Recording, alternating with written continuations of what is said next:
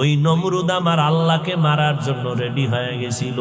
আল্লাহরে গুলি করবে, গুলি তীর তীর নিয়ে বাঁশ দিয়া সিঁড়ি বানায় যায় উপরে। কই যাও? আল্লাহরে মাইরালাম, মারলেই সব কেচ্ছা খতম। আল্লাহ কয় তোর থেকে আমি কম চালাক। যখন তীর নিক্ষেপ করেন একটা প্রাণীর গায়ে লাগলো, রক্ত আসলো, রক্ত নিয়ে নিচে দেখ আল্লাহরে মেরে ফেলছে, এই যে রক্ত। আল্লাহ বলেন ওয়ামাকারু ওয়ামাকারাল্লাহ ওয়ামাকারু ওয়ামাকারাল্লাহ ওয়াল্লাহু খায়রুল মাকিরিন।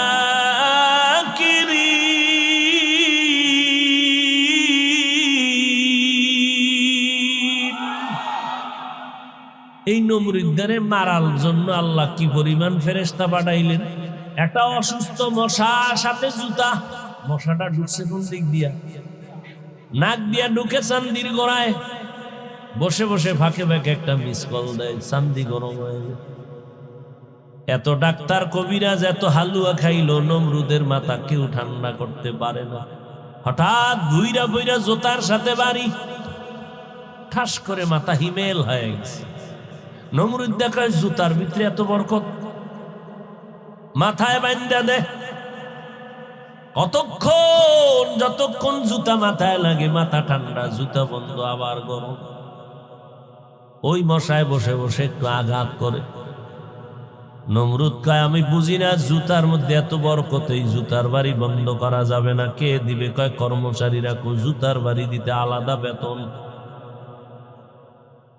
কর্মচারীরে ডাক দিয়া কয় কর্মচারী যত জোরে বাড়ি মারবি বেতন বাড়ায় দিব। কেমন সান কপাল, জুতা মারলেই মাথা ঠান্ডা। ভাইরা আমার, আল্লাহ পাক রব্বুল আলামিন দেখায় দিলেন এত বড় বীর বাহাদুর, জুতার বাড়ি খাইয়া ধ্বংস হয়ে গেল। আজও দুনিয়ার কোন বেঈমান সন্তানের নাম নমরুদ ফেরাউন রাখেনি। যদি বলি 1 লাখ টাকা দিব প্রত্যেক মাসে, সন্তানের নাম রাখবি নমরুদ ফেরাউন, বেঈমানেরা রাজি হবেনি। নবীনগরের বাঙালিরে যদি কই সন্তানের নাম ফেরাউন রাখবি নি, লাভ 1 লাখ। একটু 3 দিন সময় দাও, একটু ভাইবা নেই। বাঙালি তো 3 দিন পরে বলে দিয়ায় দিবিনি।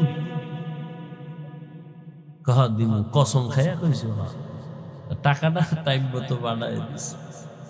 ফেরাউন নাম রেখে দিব, পরে তওবা করে নিব। কারণ এই করোনার ভিতরে 1 লাখ টাকা তো কম না। এর নাম বাঙালি। কুয়াশার ভিতরে কিচ্ছু দেখা যায় না। ও রাস্তার এক সিপাই আগুন, কি ওখানে আগুন জ্বলে কেন? পেছনে এক আহাম্মক দাঁড়ানো আছে। আগুনের পেছনে একটা কে দাঁড়ানো? আহাম্মক, ওর মুখের ভিতরে আগুন।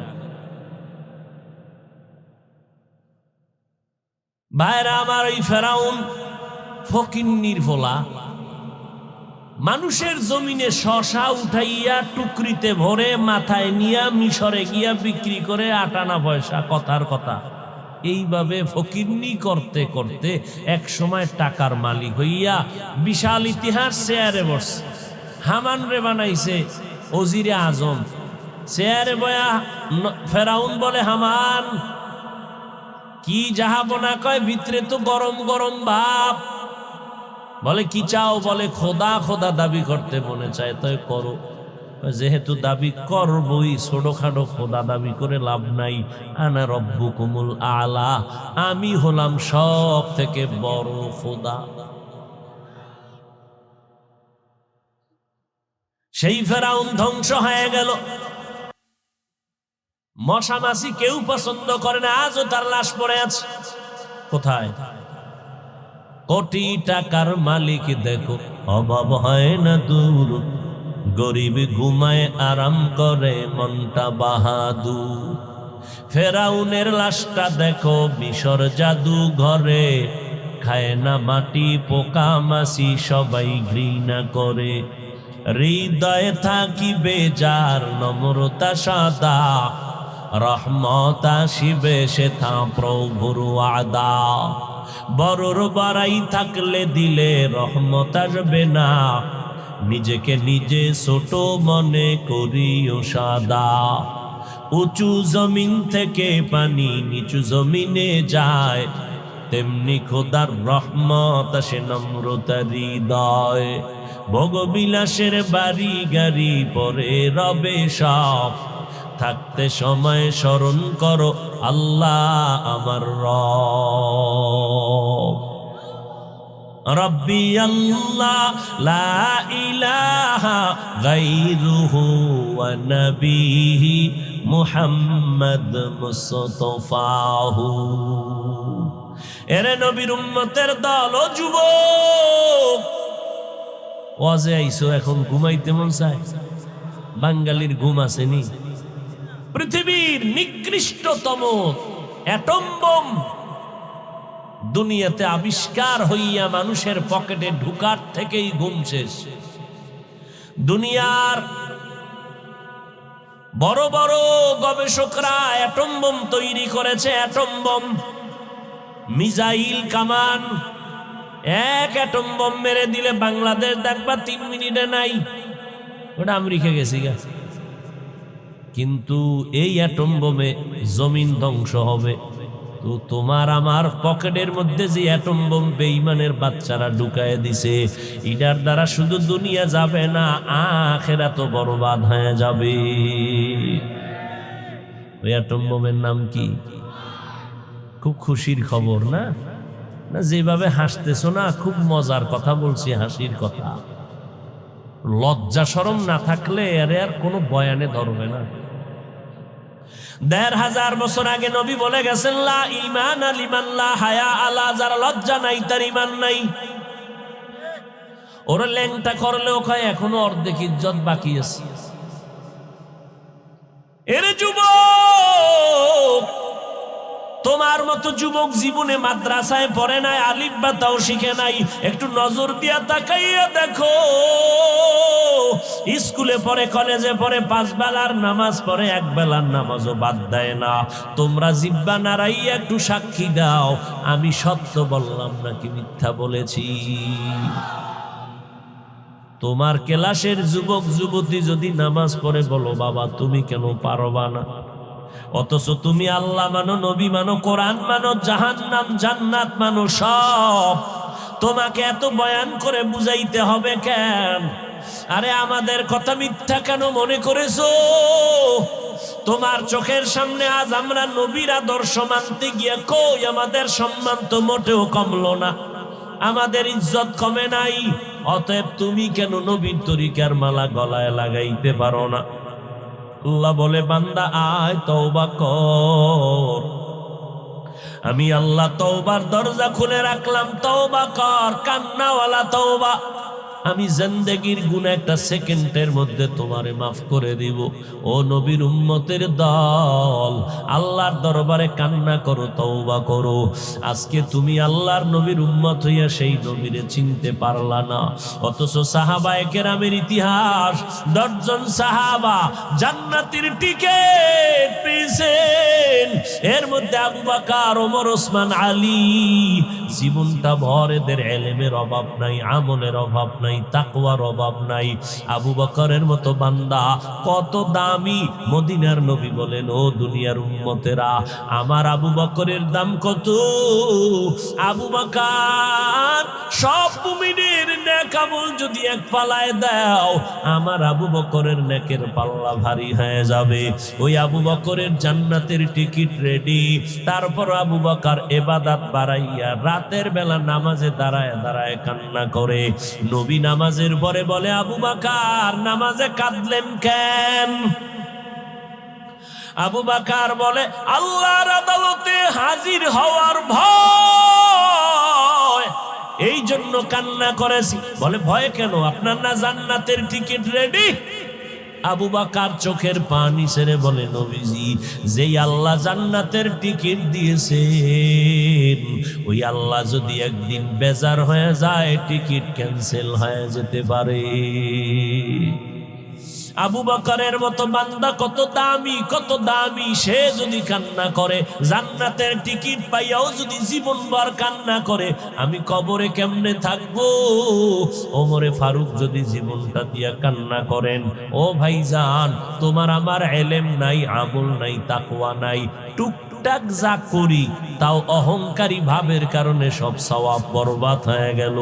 যেইভাবে সেজদা দিলে আল্লাহ খুশি হবে, জীবনটা কাটায় তো একটা সেজদা ওইভাবে দিতে পারি নাই। যেইভাবে নামাজে দাঁড়াইলে আমার আল্লাহর আরশে আজিম কাঁপতে থাকবে, ওইভাবে নামাজ পড়তে পারি নাই। ওরে মানুষের মজার মজার বয়ান দিলাম, অথচ আমি আল্লাহর কাছে মজাদার হইতে পারলাম না, আল্লাহরে আমার কলিজায় মজাদার বানাইতে পারলাম না। আমাকে মানুষ কত মোহাব্বত করে, সম্মান করে, এত মজার বয়ান, কিন্তু আমার অন্তরে কিবিরের কবিরা গুনাহ, হাসাদের কবিরা গুনাহ, গীবত শিকায়াতের গুনাহ আমার অন্তর ভরে আছে। বয়ানটা কইরা গাড়ির মধ্যে বসিয়াই আমি বাসায় যাওয়া পর্যন্ত মোবাইলে ফেসবুক চালাই, নাচ গান, নাউযুবিল্লাহি মিন যালিক। আমি গুনার কথা বলতেছি, গীবত শিকায়াত করতেছি, চোখ দিয়া ফেসবুক চালাইতে চালাইতে বাড়ি গেলাম। ওরে বাড়ি যাই আল্লাহ না করুন না জানি ঘুমায় পড়লাম, ফজরের এখনো 2 ঘন্টা সময় বাকি।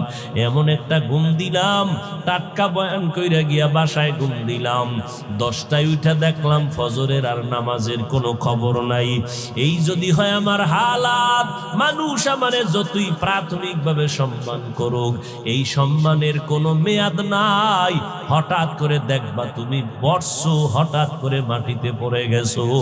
যদি সাহাবায়ে কেরাম জান্নাতের টিকিট পাইয়া কান্না করেন, তো তোমার আমার আমল নাই, এলেম নাই, তাকওয়া নাই, কিচ্ছু নাই, উল্টা অহংকারের জায়গা অন্তরের দিয়া দিলাম। আমার জিহ্বাটা মিথ্যা বলে নাপাক করে ফেললাম, গীবত করে নাপাক করে ফেললাম। অন্যের ভালো সইতে পারি না, কবিরা গুনাহ। নিজের প্রশংসা করতে মজা পাই, কবিরা গুনাহ। অন্যের প্রশংসা শুনলে মেজাজ গরম হয়ে যায়, কবিরা গুনাহ। এত বড় বড় গুনাহ নিয়ে আমি চলতেছি, অতএব আমার কি পরিমাণ কান্না দরকার।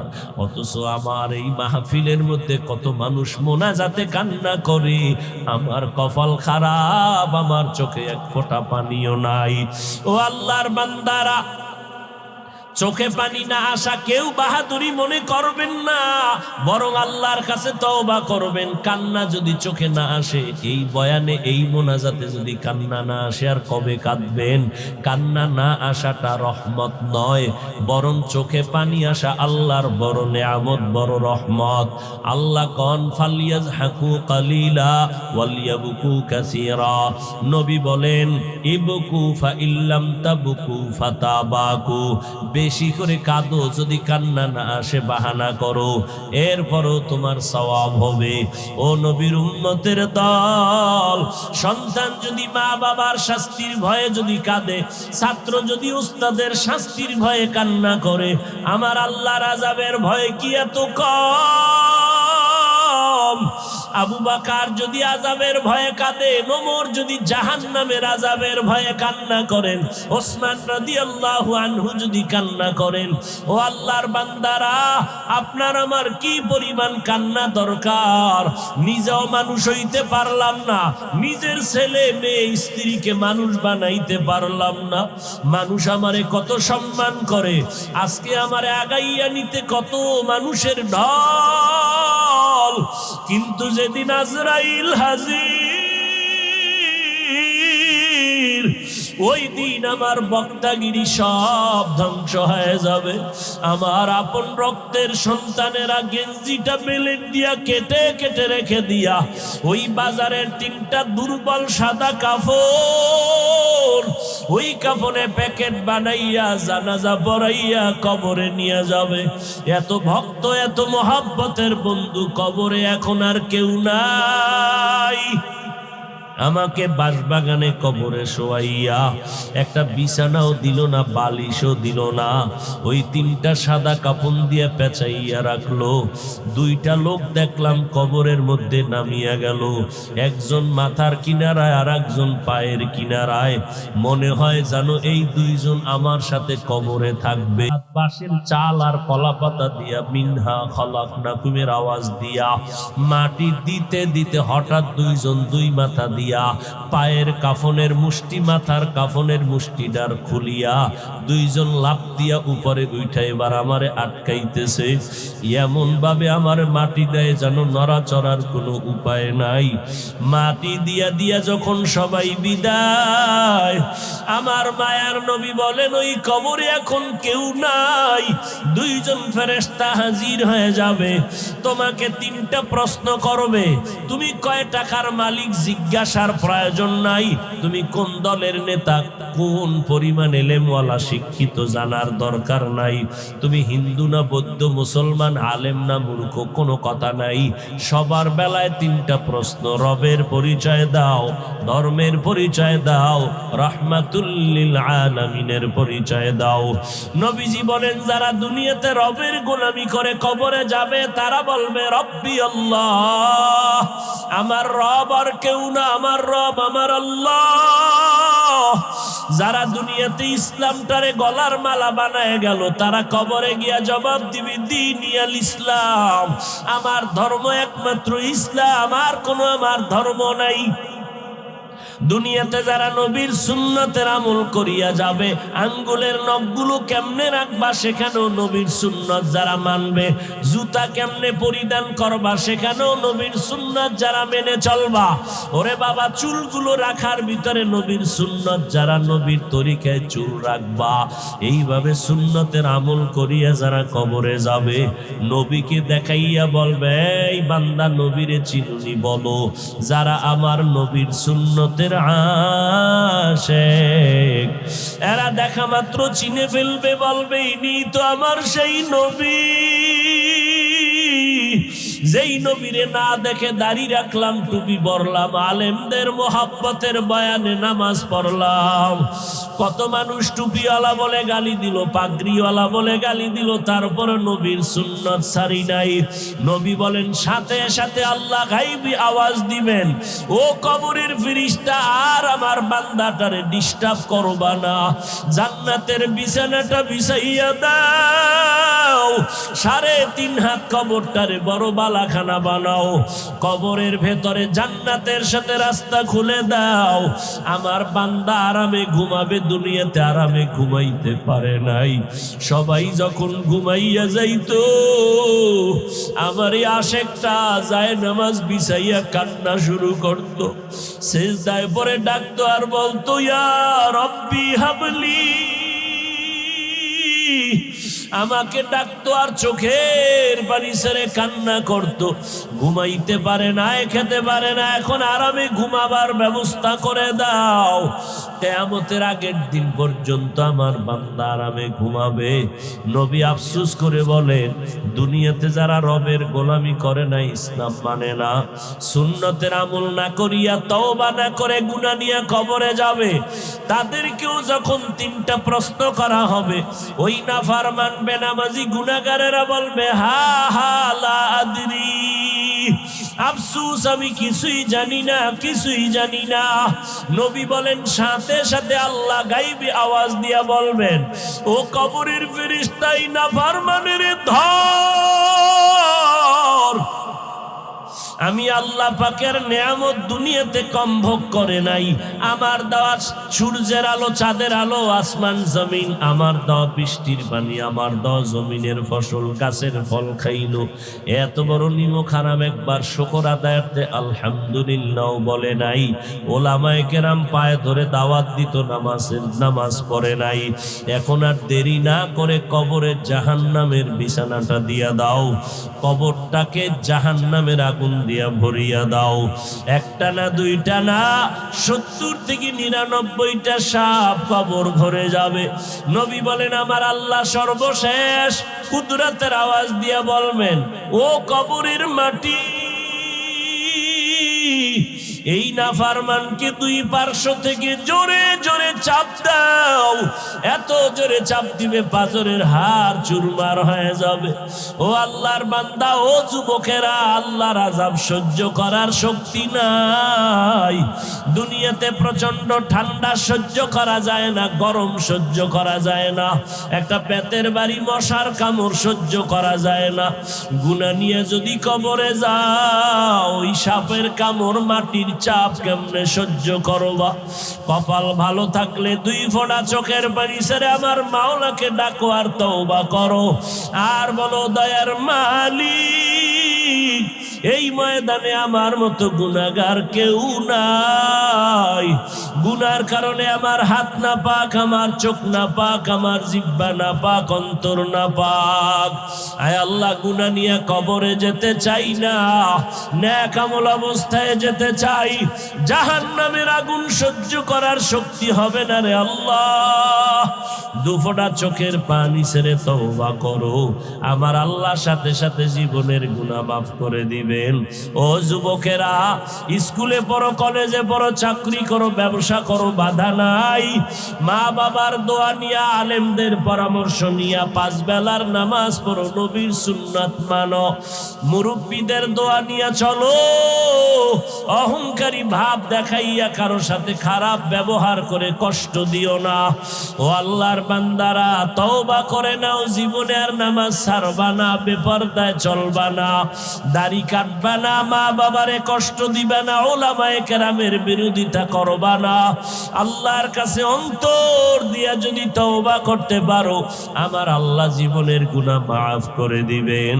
ও আল্লাহ তাকায় দেখতেছেন কার অন্তরের কি হালাত।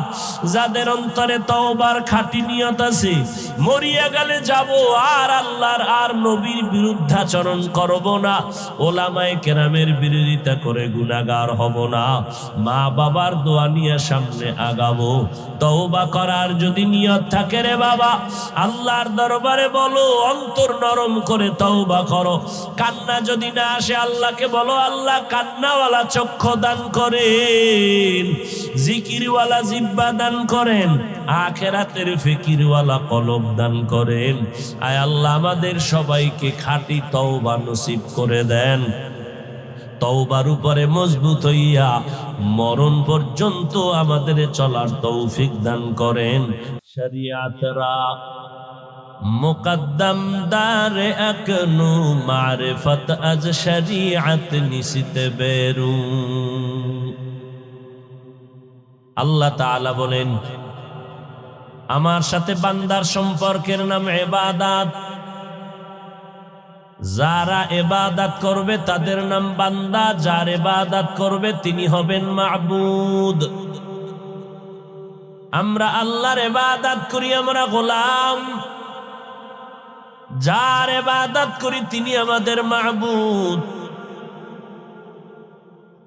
যার ইবাদত করি তিনি মাবুদ। আমরা হলাম আব্দ বা আবেদ, আমরা আল্লাহর বান্দা।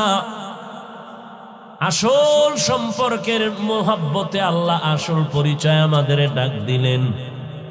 তুমি মাওলানা, তুমি মুফতি, তুমি মুহাদ্দিস না, এগুলোর আসল পরিচয় আমার সাথে তোমার নাই। আমার কাছে তোমার মুফতিগিরির ভ্যালু নাই, আমার কাছে তোমার বক্তাগিরির ভ্যালু নাই, আমার কাছে তোমার টাকা পয়সা কোটিপতির মূল্যায়ন নাই। আমি এই জন্য বলছি, আমার কাছে মুফতি না হইয়া আসবা না, এ কথা বলি নাই। কোটিপতি হয়ে আসবা না হয় আসবা না বলি নাই। আমি বলেছি, ওয়ালা তামুতুন্না ইল্লা ওয়া আনতুম মুসলিমুন। মুসলমান না হইয়া আসবা না। মুসলমান মানে আত্মসমর্পণকারী। বিনয়ের সাথে আমার আল্লাহর কাছে যারা আত্মসমর্পণ করে তারা মুসলমান। আত্মসমর্পণ করার নাম ইসলাম। যে আত্মসমর্পণ করবে তার নাম মুসলমান। আল্লাহ বলেন, ওরে গোলাম, তোমার সাথে আমার সম্পর্কের নাম আসল হলো ইবাদত। যারা ইবাদত করবা তাদের নাম বান্দা, যার ইবাদত করবা তার নাম মাবুদ। আমার সাথে তোমার মোহাব্বতের সূত্র ইবাদত, এটাই তোমার আমার আসল পরিচয়। এ কারণে আমি আল্লাহ বান্দা বলে সম্বোধন করলাম। বান্দা বলে সম্বোধন করলাম কারণ এটা চূড়ান্ত মোহাব্বতের আওয়াজ। সন্তান মাকে মা বলে ডাকবে, এটা চূড়ান্ত মোহাব্বতের আওয়াজ। সন্তান আব্বাজানকে আব্বা বলে ডাকবে, এটাই চূড়ান্ত মোহাব্বতের আওয়াজ।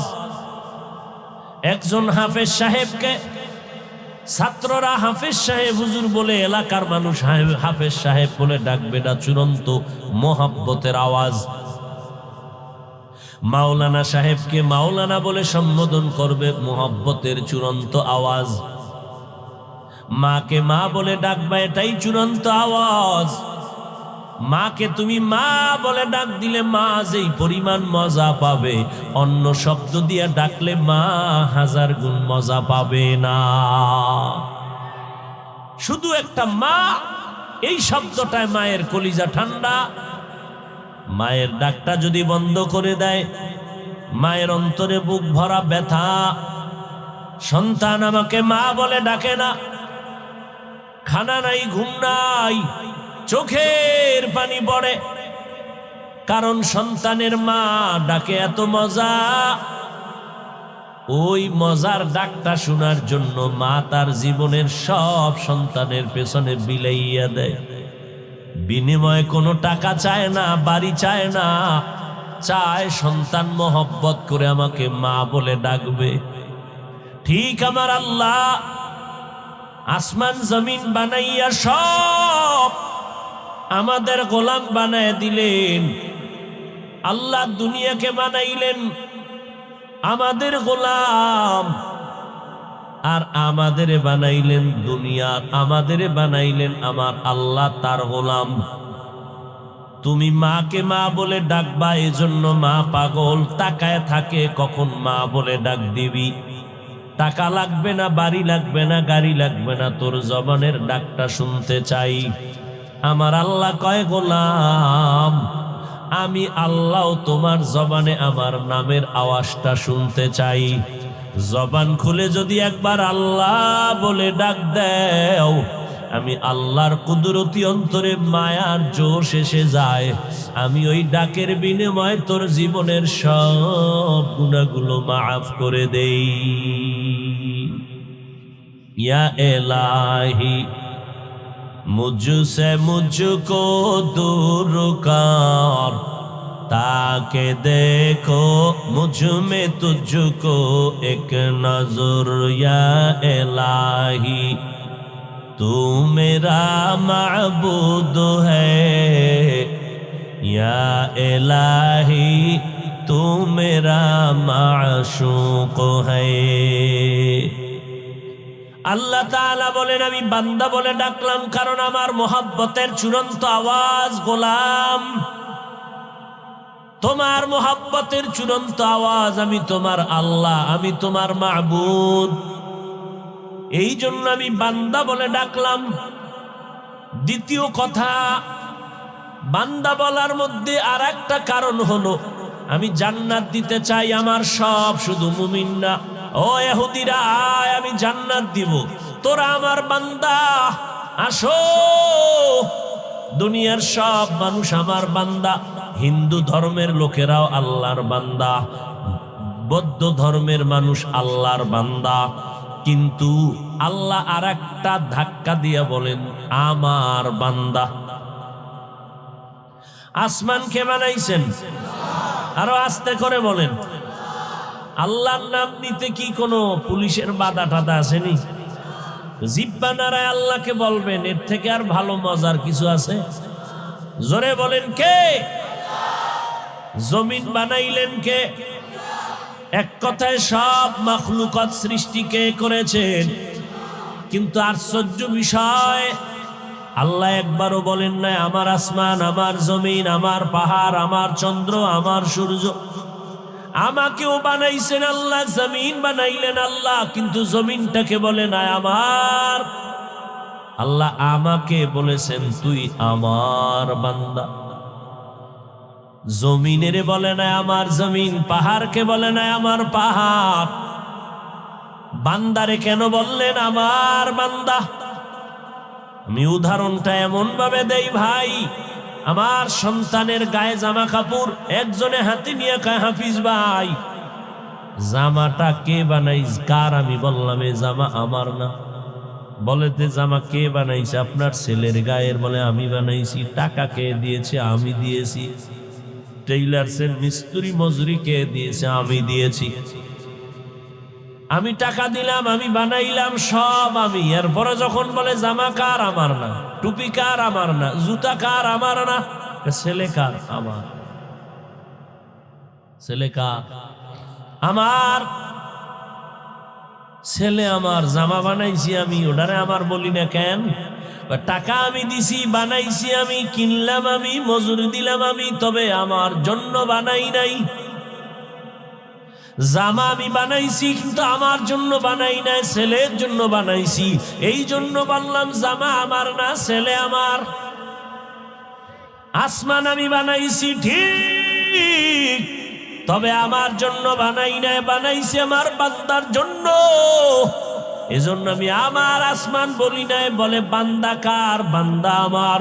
কারণ আসমান বানাইছি বান্দার জন্য, জমিন বানাইলাম বান্দার গোলামি করার জন্য, আর আমি বান্দা বানাইলাম আমি আল্লাহর গোলামির জন্য। অতএব আমি আল্লাহ তোমাদের বান্দা। আমার বান্দা বলার আর এক কারণ হলো, জমিনের মধ্যে সব আমার বান্দা। বান্দা বললেই তো কার বান্দা? আমার বলে আবার ইশারা করলেন কিছু কিছু বান্দারা, এরা আল্লাহর বান্দা স্বীকৃতি দিতে অনাস্থা, চিন্তা করে আল্লাহর বান্দা স্বীকার করতে একটু প্রস্তুত না। চিন্তা করে আমার ক্ষমতার পাওয়ারের তো কোনো সীমানা নাই, আমার টাকার অভাব নাই, আমার ক্ষমতার অভাব নাই। এই জন্য আল্লাহর বান্দা অনেকে স্বীকার করতে একটু চিন্তা করে। এই রকম বিদিন বেঈমান এই জমিনে আছে না? না। হিন্দু ধর্মের মানুষেরা, ওরা 33 কোটি দেবদেবীর পূজা করে, কল্যাণ অকল্যাণের মালিক মনে করে। শীতলা দেবী আছে একজনার নাম শীতলা দেবী, এর কাছে গিয়া যদি মহব্বতে কাঁদতে পারে জীবনে কলেরায় ধরবে না। মনসা দেবী আছে, মনসা দেবীর কাছে গিয়া যদি বিনয়ের সাথে কাঁদতে পারে কোনোদিন সাপে আঘাত করবে না। লক্ষ্মীর কাছে যদি জিন্দেগি ভর বিনয়ের সাথে কান্না করতে পারে জীবনে ফকিন্নি হইয়া মরবে না। আল্লাহ কয়, ও হিন্দু ধর্মের মানুষ, তোদেরকে কোনো দেবী বানায় নাই, তোদের বানাইছি আমি, তোরা আমার বান্দা, আমি তোদের মাবুদ। हकीकत से तो दुनिया बेखबर है, दुनिया की नुमाइश पर नजर है। नमी गोयम के अज दुनिया जुदा बाश, बहर कारे के बाशी बा खुदा बाश। এরে নবীর আশিক উম্মতের দল, ও খ্রিস্টান ধর্মের মানুষেরা, যিশু খ্রিস্টকে তোমরা মাথার মুকুট মনে করেছো, ঈসা নবীরে তোমরা মনে করো খোদা খোদা ভাব, অথচ তোমরা যারে খোদার আসনে বসাইছো তারেও তো আমি বানাইছি। মারিয়ামের গর্ভে ঈসারে দান করলাম, বাবা নাই। এলাকার সব মানুষ গরম হয়ে গেল, এই মারিয়াম স্বামী নাই, বিয়া হয় নাই, ছেলে পাইলি কই? মারিয়াম বলে আমারে আল্লাহ দিছে, কয় মানি না। এমন পেঁচে ফালাইলো, আযাব আর রিমান্ড যখন শুরু হয়ে গেল, ওই সময়ে রোজাদারের নিয়ম ছিল কথা বললে রোজা ভেঙ্গে যাবে। কথা বললে এই আইনটা যদি আমাকে বাঙালির হইতো, ডেইলি 30টা রোজা রাখতো ডেইলি। মারিয়াম বললেন, আমি রোজাদার, আমি জবাব দিব না। আসলেই এই সন্তানকে দিছে, সন্তানরে জিগাও, বাচ্চাকে জিগাও। বলে বাচ্চা কথা বলতে পারেনি, আর জিগাও। সব মানুষগুলো এবার মারিয়ামের সামনে ঈসা বাচ্চা ঈসা নবীরে জিগাইব, পিচ্ছি কোলের ভেতরে, এই তোরে কে বানাইছে? তুই কেমনে আইলি মারিয়ামের গর্ভে? সাথে সাথে ঈসার জবান খুলে গেল, আওয়াজ তুলে বললেন, ইন্নী আবদুল্লাহ আতানিয়াল কিতাব। আমি আল্লাহর গোলাম, আমি আল্লাহর বান্দা, আমারে আল্লাহ বানাইছেন। আমার আল্লাহ চাইলে সব পারে, বান্দা চাইলে কিছুই পারে না।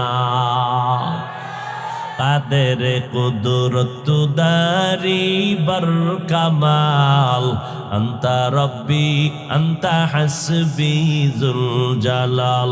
তুহি কাদের জলিলুল্লাহ জাহাদার, বহর হালে তুহি মেরা নেগাহদার।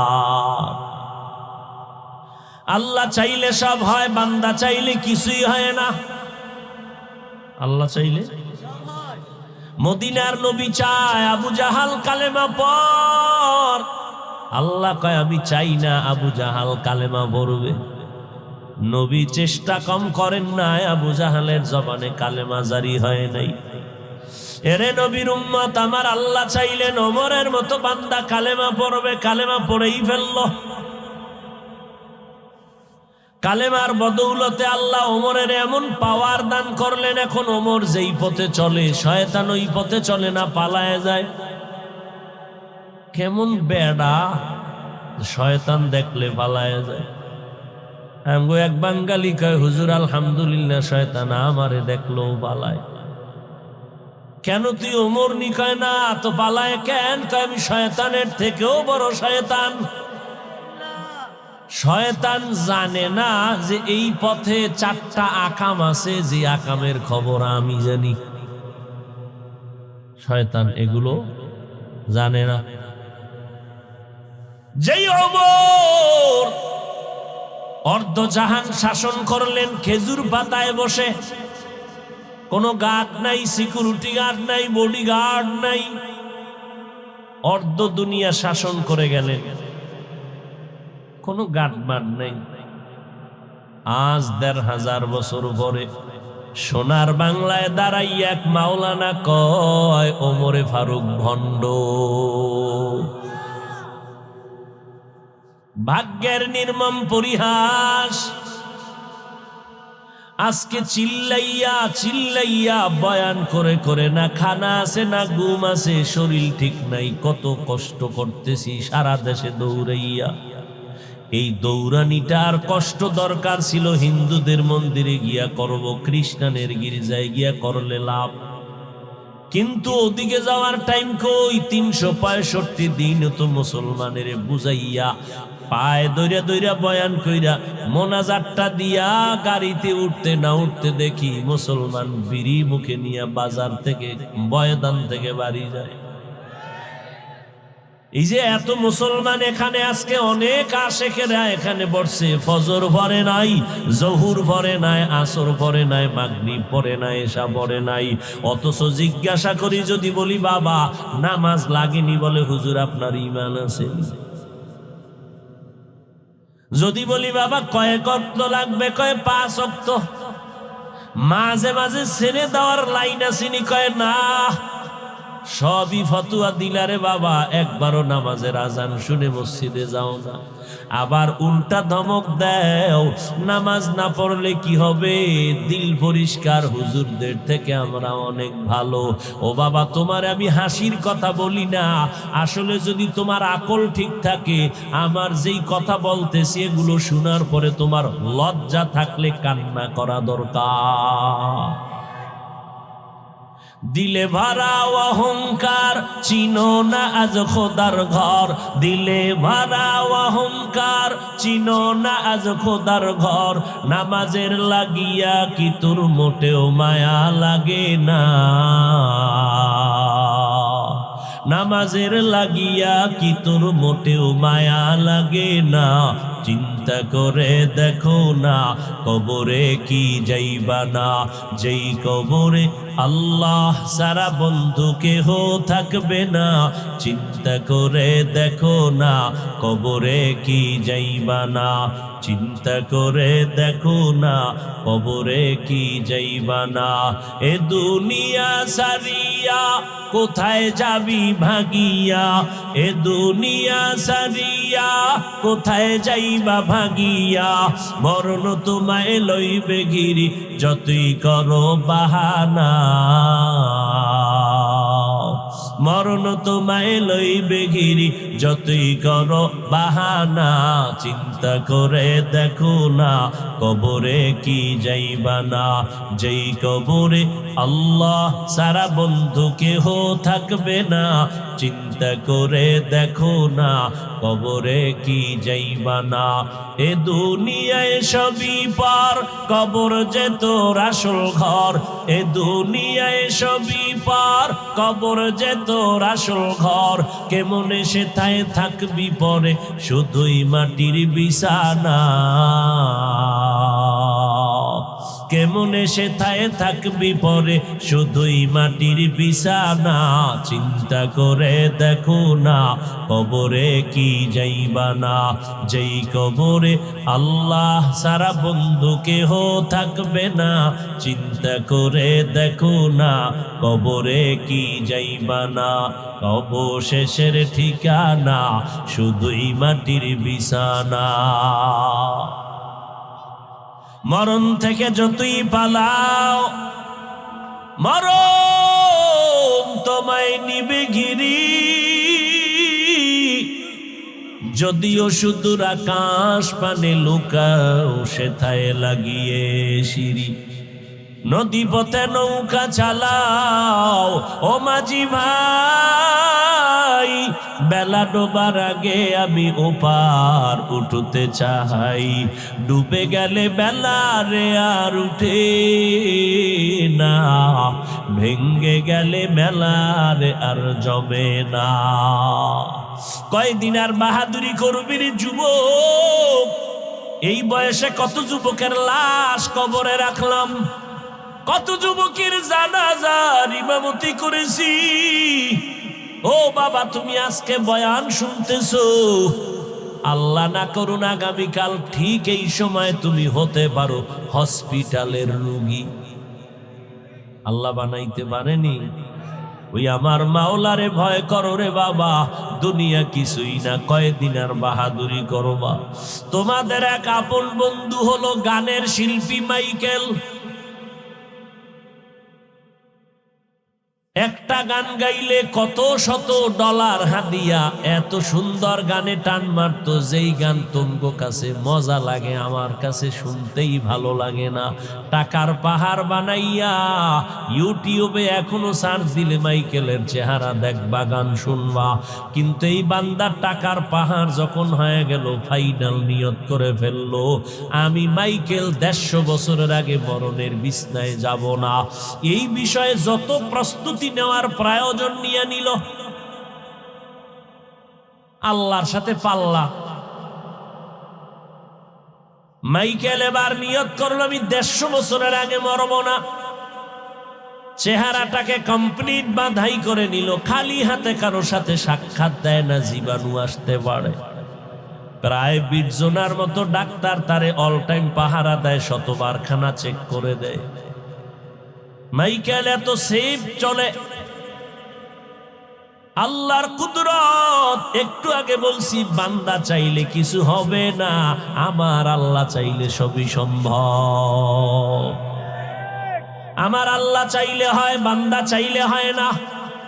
নমরুদ্দা চাইলো ইব্রাহিম নামের কোন বান্দা জমিনে আসতে দেওয়া হবে না। আল্লাহ চাইলেন তোর নাকের ডগায় পাঠাও, ইব্রাহিম রে দিয়া তোর চেয়ারের গুড়া করে সব আগুন দিয়া জ্বালায় দিব। আল্লাহ ইব্রাহিমের নমরুদের নাকের ডগায় পাঠায় দিলেন। ওই ইব্রাহিমের আগুনে জ্বালাইতে গিয়া নমরুদ ধ্বংস হইয়া গেল। ইব্রাহিম নবীর একটা পশম জ্বালাইতে ওরা পারে নাই। হেফাজতের মালিককে ওই আল্লাহ আসেনি। এই কথাগুলো বেঈমানেরে বুঝাইতে কত কষ্ট হইতো, অথচ বেঈমানেরে বুঝাইতে কোনো কষ্ট না, সব কষ্ট মুসলমানেরে বুঝাইতে। কি এবার বুঝেন আপনারা কি কোয়ালিটি সম্পন্ন মুসলমান আপনি। ও আল্লাহর বান্দারা, ফেরাউন চাইল মুসা নামের কোন বান্দা জমিনে আসতে দেয়া হবে না। আল্লাহ বলেন তোর ঘরে পাঠাইয়া, তোর টাকায় খাওয়াইয়া, বড় বানাইয়া, তোর গালে চর লাগাইয়া তোরে সাইজ করা হবে। ফেরাউনের ঘরে মুসা নবী আসলো, বড় হলেন, গালে চর মারলো। ওই ফেরাউন লোহিত সাগরের চুবানি খাইয়া ধ্বংস হয়ে গেল। জমিনের মধ্যে আজও ফেরাউনের লাশটা আছে। বেঈমানেরা দেখ, তুই যত বড় বাহাদুর দাবি করো, ফেরাউন নমরুদের মতো হতে পারবি না। ওই নমরুদ আমার আল্লাহকে মারার জন্য রেডি হয়ে গেছিল। আল্লাহরে গুলি করবে, গুলি তীর তীর নিয়ে বাঁশ দিয়া সিঁড়ি বানায় যায় উপরে। কই যাও? আল্লাহরে মাইরালাম, মারলেই সব কেচ্ছা খতম। আল্লাহ কয় তোর থেকে আমি কম চালাক। যখন তীর নিক্ষেপ করেন একটা প্রাণীর গায়ে লাগলো, রক্ত আসলো, রক্ত নিয়ে নিচে দেখ আল্লাহরে মেরে ফেলছে, এই যে রক্ত। আল্লাহ বলেন ওয়ামাকারু ওয়ামাকারাল্লাহ ওয়ামাকারু ওয়ামাকারাল্লাহ ওয়াল্লাহু খায়রুল মাকিরিন। আয়াতের মধ্যে আল্লাহ পাক রব্বুল আলামিন দুনিয়ার সমস্ত মানুষকে তওবার পথে ডেকেছেন, জান্নাত দেওয়ার ওয়াদা করেছেন। নবীজি বলেন আমার কাছে কোরআন শরীফ মহামূল্যবান একটি সম্পদ। এর প্রত্যেকটা সূরা, আয়াত, অক্ষর আমার কাছে প্রিয়। তুলনামূলক এই আয়াত আমার কাছে আরো বেশি প্রিয়, কারণ আল্লাহ যে কি পরিমাণ দয়াময়, আল্লাহ এই আয়াতের মাধ্যমে তা ব্যক্ত করেছেন। মানুষ দুনিয়াতে আসার পর থেকেই অন্যায়ের সাথে জড়িত হয় না, অন্যায়ের সাথে জড়িত হবে দূরের কথা, অন্যায় কি জিনিস বুঝেই না। বুঝ যখন শুরু হয়, এরপরে টুকটাক হালকা পাতলা অন্যায় করে। কিন্তু আল্লাহ যেহেতু দয়াময়, আমলনামা এখনো জারি করেন নাই। আমলনামা জারি না হইলে গুনাহ লেখা হবে না। যখন থেকে আমলনামা জারি, তখন থেকে মানুষ অন্যায় করে, অল্প অল্প করে, দুই এক দিন একটা দুটো করে, এরকম অন্যায় করতে করতে করতে করতে 30, 40, 50, 60, 70 বছর পর্যন্ত গুনার পাহাড় করেছে। এতগুলো গুনাহ করতে, পাহাড় বানাইতে তার 70 বছর শেষ। আল্লাহ বলেন আমার দয়া কত, তুমি যখনই তওবার দরজায় এসে চোখের পানি ছেড়ে তওবা করবা, আমি আল্লাহ তোমার 70 বছরের গুনাহ 1 সেকেন্ডে মাফ করে দিব। আল্লাহর পাওয়ার কত! আল্লাহ পাক রব্বুল আলামিন তওবার পথে দুনিয়ার সমস্ত মানুষকে ডেকেছেন। যদি বলতেন ও মুমিনেরা আসো, বেঈমান বাদ, আল্লাহ এমন একটা শব্দ এখানে উচ্চারণ করেছেন যে শব্দটার ভেতরে পৃথিবীর প্রত্যেকটা মানুষ এর ভেতরে শামিল। হিন্দু, বৌদ্ধ, ইহুদি, খ্রিস্টান, সমস্ত দুনিয়ার মানুষ এই শব্দের মধ্যে শামিল।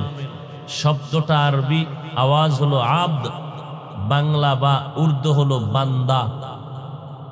আল্লাহ বলেন আমার বান্দা, শুধু বান্দাই বলেন নাই, কি বলেছেন? ইবাদি, আমার প্রিয় বান্দা। আল্লাহ বান্দা শব্দ বলে সবাইকে ডাকলেন কেন? আল্লাহর সাথে আমাদের সম্পর্ক, দুনিয়াতে একের সাথে অন্যের সম্পর্কের একটা সূত্র থাকে। ছাত্র ওস্তাদদের সম্পর্ক, মা বাপ সন্তানের সম্পর্ক, মুমিন মুমিনের সম্পর্ক, ঠিক আল্লাহর সাথে আমাদেরও একটা সম্পর্ক আছে।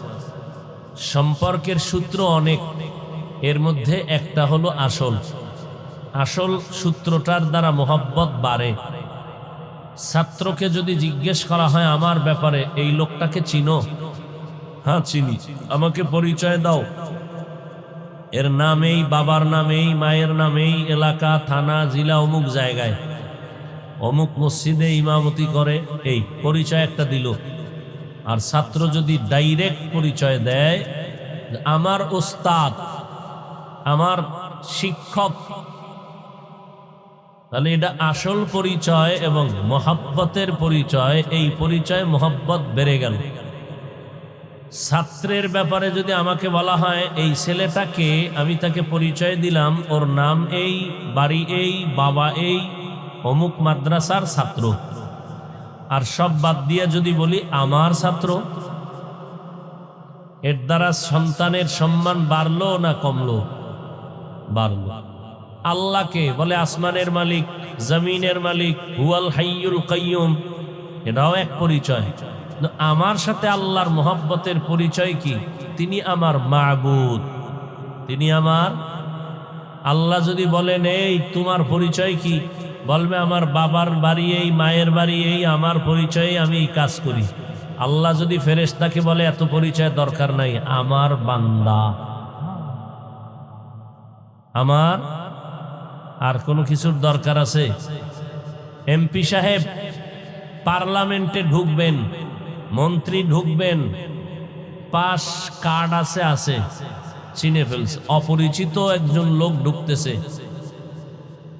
প্রহরী বা গার্ড বলে এই তুমি ঢুকো কেন? পরিচয়। এমপি যদি বলে এটা আমার বন্ধু, পরিচয়ের দরকার আছে? আল্লাহ পাক এজন্য আল্লাহর সাথে আমাদের পরিচয়ের মূল সূত্র, মোহাব্বতের মূল সূত্রের নাম ইবাদত। আল্লাহর সাথে বান্দার সম্পর্কের নাম ইবাদত। কারণ আল্লাহ আমাদেরকে সৃষ্টি করেছেনই ইবাদতের জন্য। ওয়ামা খালাকতুল জিন্না ওয়াল ইনসা ইল্লা লিয়াবুদুন। আল্লাহ বলেন আমি মানুষ জিন সৃষ্টি করেছি একমাত্র আমার ইবাদতের জন্য। কিসের জন্য? ইবাদত। ইবাদতের মাধ্যমে আল্লাহর সাথে পরিচয় হবে। এজন্য অধিকাংশ মুফাসসিরিনে কেরাম এখানে আরেক ধরনের তরজমা করেছেন, ওয়ামা খালাকতুল জিন্না ওয়াল ইনসা ইল্লা লিয়াবুদুন, আয় ওয়ামা খালাকতুল জিন্না ওয়াল ইনসা ইল্লা লিয়ারিফুন। আরাফা ইয়ারিফু থেকে মারিফাত, মারিফাত মানে পরিচয় লাভ করা। আল্লাহ কয় আমি মানুষ দুনিয়াতে পাঠানোর একমাত্র কারণ আমার মারিফাত অর্জন করার জন্য। মারিফাত পরিচয় লাভ হবে ইবাদতের মাধ্যমে। অতএব যারা বলে মারিফাত আমরা মানি না তারা বাতিল।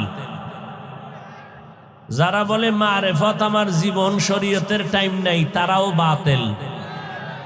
যারা বলবে শরীয়তের ভেতরেই মারিফাত তারা আহলে হক।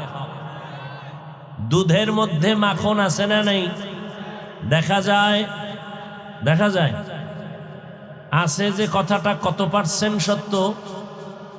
আপনি গাভীর 5 কেজি দুধ নিয়ে বললেন এই দুধের মধ্যে মাখন আছে, একজনে এটাকে সত্যায়িত করার জন্য হাত ঢুকায় দিল, 1.5 ঘন্টা খুঁজলো মাখন কই, ঘাম ছুটায় এক চিমটি মাখনও পেল না। বলো তুই একটা মিথ্যাবাদী, ধোঁকাবাজ। ওর কথা আপনি ধোঁকাবাজ?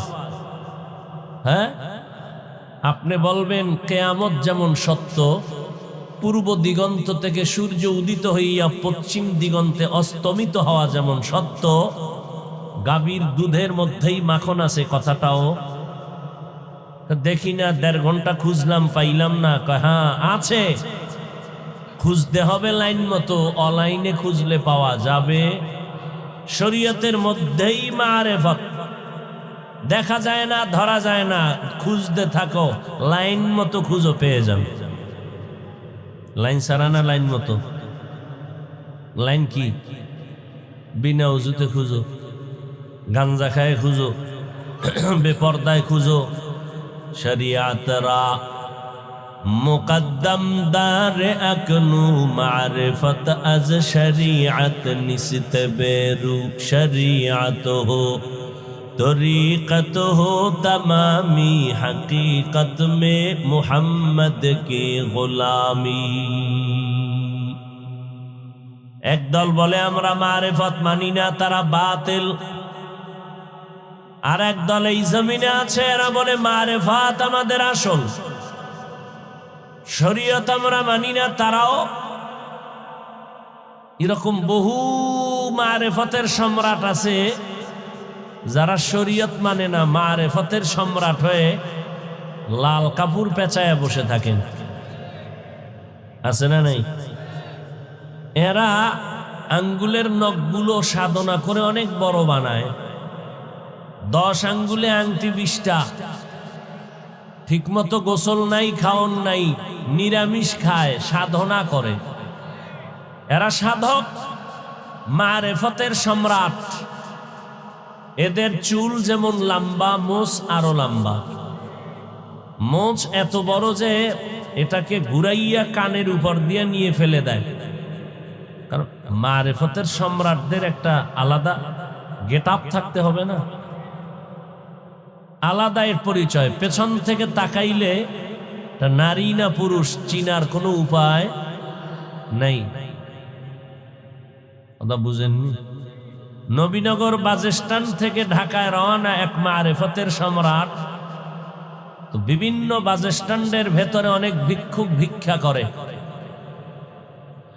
অন্ধ ভিক্ষুক লাঠি দিয়া টোকাইয়া গাড়িতে উঠে বলল, ও যাত্রী ভাইরা, কিছু দিবা? আমি দোয়া করব, অন্ধ মানুষ, আমার দোয়া ফেরত যাবে না, তোমাদের যাত্রাপথ নিরাপদ হবে। দেখবেন শয়তানের সব কাজ কিন্তু খারাপ না, কিছু কিছু কাজ ভালো। এই যুবক, মোবাইলটা নিয়ে এমন করো কেন?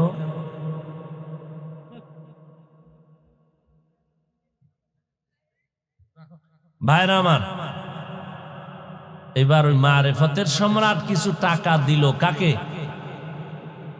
এই মোনাজারটা দিয়ে দিলে কপালটা পুড়ে যাবে,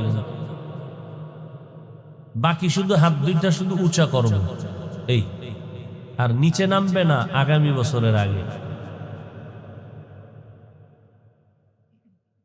আল্লাহ সব ভাইকে হেদায়াত দান করুন।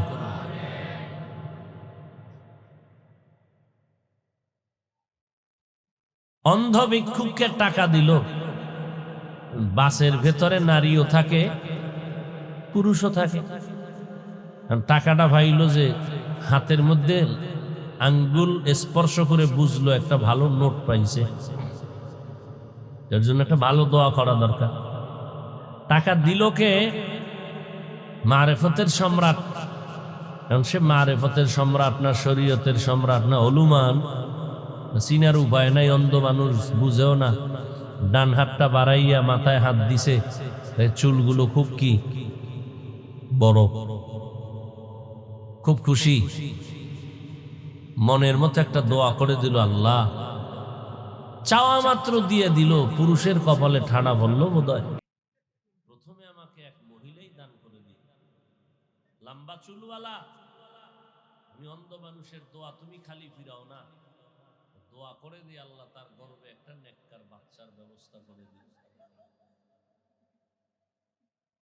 এই হলো মারেফতের সম্রাটের পরিণাম ফল। শরীয়ত না মানলে মারেফতের সম্রাটদের এমনই হালাত হবে, কিয়ামতের ময়দানও সব উল্টা পাল্টা হবে।